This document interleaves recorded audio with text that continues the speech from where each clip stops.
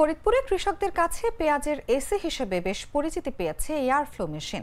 মেশিনটির মাধ্যমে দীর্ঘদিন পেঁয়াজ সংরক্ষণ করা যায়। অল্প খরচে পেঁয়াজ সংরক্ষণে বেশ চাহিদা বেড়েছে মেশিনটির।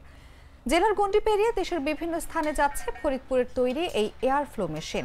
খোঁজ নিয়ে জানা গেছে, ফরিদপুর সদর উপজেলার অম্বিকাপুর ইউনিয়নের অম্বিকাপুর বাজারে মা মেটাল নামে একটি কারখানায় মেশিনটি তৈরি হচ্ছে। নিজ এলাকা ছাড়াও দেশের বিভিন্ন জেলায় যাচ্ছে মেশিনটি।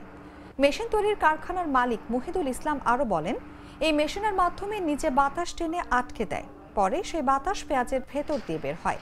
এতে পেঁয়াজের তাপমাত্রা নিয়ন্ত্রণে থাকে, ফলে পেঁয়াজ দীর্ঘদিন ভালো থাকে। পেঁয়াজ পচে না। নষ্ট পেঁয়াজ থাকলে সেটি নিচ থেকে শুকিয়ে যায়, যার ফলে পাশের পেঁয়াজকে নষ্ট করতে পারে না।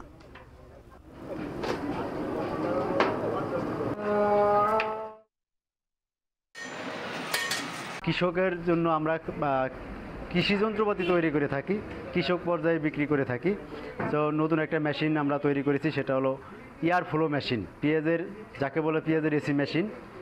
এই মেশিন কৃষকের জন্য খুব উপকারী একটা মেশিন। অল্প জায়গাতে অধিক পরিমাণ পেঁয়াজ সংরক্ষণ করা যায়, যা কৃষকের জন্য খুব ভালো। 9 বিঘা বই পেঁয়াজ লাগাইছি, হালি পেঁয়াজ, খুব সুন্দর পেঁয়াজ হয়েছে। পেঁয়াজ রাখার জন্য আমি খুব একটা টেনশনে পড়ে গেছিলাম। তো আমাদের অম্বিকাপুর আমাদের মহিদুল ভাই মেশিন বানা, খুব ভালো মেশিন, এসি মেশিন।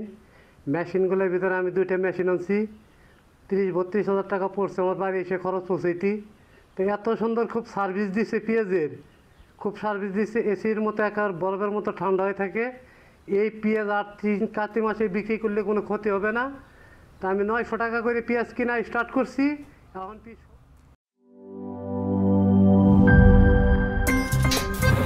আমার একটা স্মার্ট সিদ্ধান্তে 25% গ্যাসের খরচ কমেছে। ভাবছেন কিভাবে?